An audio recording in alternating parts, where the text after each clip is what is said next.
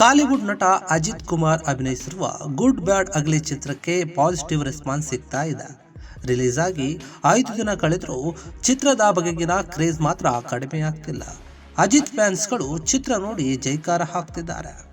ಇತ್ತ ಬಾಕ್ಸ್ ಆಫೀಸ್ನಲ್ಲಿ ಗಳಿಕೆಯೂ ಕೂಡ ಗುಡ್ ಬ್ಯಾಡ್ ಅಗ್ಲಿಯ ಹಿಂದೆ ಬಿದ್ದಿದೆ ಅಂದರೆ ತಪ್ಪಾಗಲ್ಲ. ಯಾಕಂದರೆ ಭಾರತದಲ್ಲಿ 101.30 ಕೋಟಿ ರೂಪಾಯಿಗಳಷ್ಟು ಈಗಾಗಲೇ ಗಳಿಸಿದೆ. ಇನ್ನು ವರ್ಲ್ಡ್ ವೈಡ್ ನೋಡೋದಾದರೆ ಚಿತ್ರ 170 ಕೋಟಿಯನ್ನು ಗಳಿಕೆ ಕಂಡಿದೆ ಅಂತ ಹೇಳಲಾಗ್ತಾ ಇದೆ.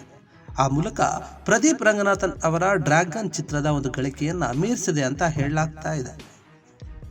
ಯಶಸ್ಸಿನ ಖುಷಿಯಲ್ಲಿರುವಾಗಲೇ ಗುಡ್ ಬ್ಯಾಡ್ ಅಗ್ಲಿಗೆ ಈಗ ಕಾನೂನು ಸಂಕಷ್ಟ ಎದುರಾಗಿದೆ. ಕಾಪಿರೈಟ್ಸ್ ಆರೋಪ ಮಾಡಿ ಖ್ಯಾತ ಸಂಗೀತ ನಿರ್ದೇಶಕ ಆಗಿರುವ ಇಳೆಯರಾಜ ಚಿತ್ರತಂಡಕ್ಕೆ ನೋಟಿಸ್ ಅನ್ನು ಈಗ ಕಳಿಸಿದ್ದಾರೆ.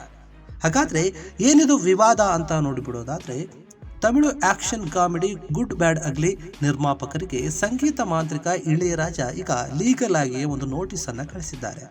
ಇಳೆಯರಾಜ ಅವರ ಓತ ರುಬಾಯಂ ತಾರೇನ್ ಮತ್ತು ಇಲಮೈ ಇದೋ ಇದೋ ಮತ್ತು ಏನ್ ಜೋಡಿ ಮಂಜು ಕರುವಿ ಹಾಡುಗಳ ಬದಲಾದ ಒಂದು ಆವೃತ್ತಿಗಳನ್ನು ಬಳಸಿದ್ದಕ್ಕಾಗಿ ಚಿತ್ರರಂಗಕ್ಕೆ ಈಗ ಕಾನೂನು ಸಂಕಷ್ಟ ಎದುರಾಗಿದೆ. ಚಿತ್ರತಂಡ ಈ ಒಂದು ಕಾನೂನು ಹೋರಾಟವನ್ನು ನಡೆಸಬೇಕಾಗಿದೆ ಅಂತ ಹೇಳಲಾಗ್ತಾ ಇದೆ. ಹಾಗಾದ್ರೆ ಇಳೆಯರಾಜ ಅವರು ನೀಡಿರುವಂತಹ ಒಂದು ನೋಟಿಸ್ನಲ್ಲಿ ಏನಿದೆ ಅಂತ ನೋಡೋದಾದ್ರೆ, ನಮ್ಮ ಕ್ಲೈಂಟ್ನ ಒಂದು ನಟ್ಟುಪುರ ಪಟ್ಟು ಚಿತ್ರದ ಓತ ರುಬಾಯಂ ತರೇನ್, ಸಕಲ ಕಲಾ ವಲ್ಲವನ್ ಚಿತ್ರದ ಇಲಮೈ ಇದೋ ಇದೋ ಮತ್ತು ವಿಕ್ರಮ್ ಚಿತ್ರದ ಎಂಜೋಡಿ ಮಂಜು ಕುರುವಿ ಹಾಡುಗಳನ್ನು ಸ್ಪಷ್ಟ ಒಂದು ಒಪ್ಪಿಗೆ ಅಥವಾ ಅನುಮತಿಯನ್ನು ಪಡೆಯದೆ ಚಿತ್ರದಲ್ಲಿ ಬಳಸಲಾಗಿದೆ.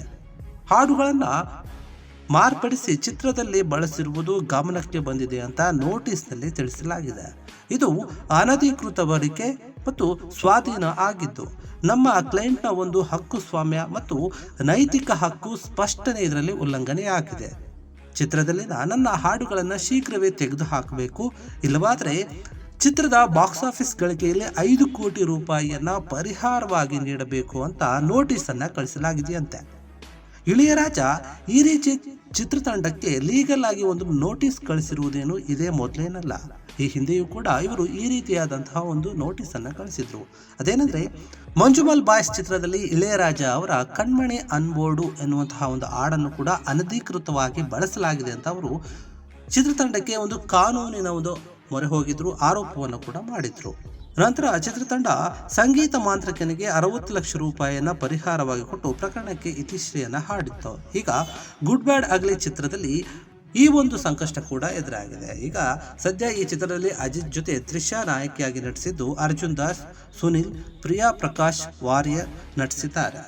ಇನ್ನು ಮೈತ್ರಿ ಮೂವಿ ಮೇಕರ್ಸ್ ನಿರ್ಮಾಣಿಸಿರುವಂತಹ ಈ ಸಿನಿಮಾಕ್ಕೆ ವಿಜಯ್ ಪ್ರಕಾಶ್ ಸಂಗೀತವನ್ನು ನೀಡಿದ್ದಾರೆ. ಆದರೆ ಇದೇ ಒಂದು ಸಂಗೀತದ ವಿಷಯದಲ್ಲಿ ಈಗ ಈ ಒಂದು ಚಿತ್ರತಂಡಕ್ಕೆ ಕೊಂಚ ಅಡೆತಡೆ ಉಂಟಾಗ್ತಾ ಇದೆ. ಈಗಾಗಲೇ ಚಿತ್ರ ಎಲ್ಲೆಡೆ ಉತ್ತಮವಾಗಿ ಪ್ರದರ್ಶನವನ್ನು ಕಾಣ್ತಾ ಇದ್ದು, ಈ ವಿಷಯ ತಿಳಿದಂತಹ ಅಜಿತ್ ಫ್ಯಾನ್ಸ್ ಸ್ವಲ್ಪ ಬೇಸರವಾಗಿದ್ದಾರೆ.